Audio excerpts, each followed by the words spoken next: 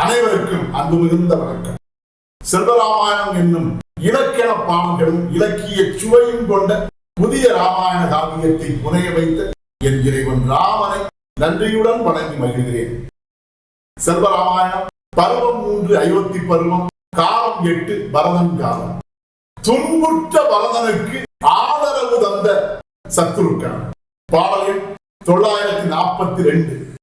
தீதறியா நெஞ்சத்தின் தெளிந்த உள்ளம் நோக்கா மேலை அவர் சொன்ன வார்த்தை மெல்லிதயம் தாக்க ஆதரவுக்கு ஏங்குதல் போல் அண்ணன் அவன் நோக்க நீத நெஞ்ச தம்பியவன் நீதி தந்தான் காக்க. இதுவே 942வது பாடல். இந்த பாடலுக்கான விளக்கத்தை காண்போம். தீதறியா நெஞ்சத்தின் தெளிந்த உள்ளம் நோக்கா என்ற முதல் வரிக்கான விளக்கம். தீமை எதையும் அறியாத, தீங்கு எதையும் அறியாத நெஞ்சம் கொண்டவனாகிய அந்த பரதனுடைய மேன்மை மிகுந்த நெஞ்சமானது கொண்டிருந்த தெளிந்த உள்ளம் நோக்கா.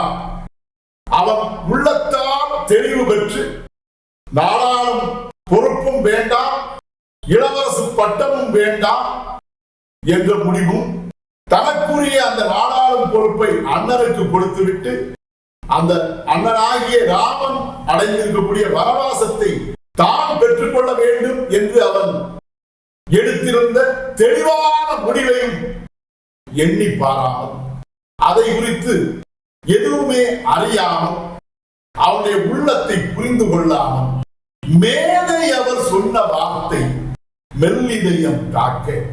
மிகப்பெரிய மேதைகளாக இருந்தாலும் கூட, அறிவிலே மிகப்பெரியவராக மிகச் சிறந்தவராக விளங்கியும் கூட அவருடைய மென்மை மிகுந்த உள்ளத்தை சரியாக புரிந்து கொள்ளாமல், அந்த உள்ளத்தை சீர்தூக்கி பார்க்காமல், அவருடைய உள்ளத்துள்ளே என்ன இருக்கிறது என்பதை அவரிடமும் கேட்காமல், அந்த அறிவில் சிறந்த அந்த பெரியவர்களும் கூட கூறிய அந்த வார்த்தைகள் யாவும் அந்த பரதனுடைய உள்ளத்தை அந்த வார்த்தைகள் பெரிதும் தாக்கியதா. ஆதரவுக்கு ஏங்குதல் போல் அண்ணன் அவன் நோக்க, தனக்கு யாராவது ஆதரவு தரமாட்டார்களா என்று பெரும் துன்பமுற்ற ஒருவர் ஏக்கத்துடன் பார்ப்பது போல் அந்த பரதன் தன்னுடைய தம்பியை ஏக்கத்துடன் பார்க்க, நீத நெஞ்ச தம்பியவன் நீதி தந்தான் காக்க. நீத நெஞ்சம் என்கிற நீதி மிகுந்த நெஞ்சம் கொண்டவனாகிய அந்த தம்பியாகிய சத்ருக்கன் தன்னுடைய தமையனை அவன் அடைந்திருக்கக்கூடிய அந்த பெரும் துன்பத்திலிருந்து மீட்டு எடுப்பதற்காக அவனுக்கு நீதி மிகுந்த வார்த்தைகளை பேசி அவனுடைய துன்பத்தை போக்கினான். அவனை அவ்வாறு அவன் காப்பாற்றினான். இதுவே 942வது பாடலுக்கான விளக்கம்.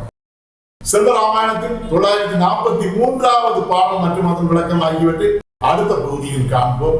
இறையருளால் அடியேன் இயற்றிய நல்லதோர் இலக்கியத்தையே செல்வராமாயண காவியமாக உங்களிடம் தொடர்ந்து வழங்கி வருகிறேன். உங்கள் அன்பையும் ஆதரவையும் தொடர்ந்து தந்து இந்த புதிய ராமாயண காவியத்தை அனைவரிடத்திலும் கொண்டு சேர்க்குமாறு உங்களை அன்போடு கேட்டுக்கொள்கிறேன். அனைவருக்கும் நன்றி, வணக்கம்.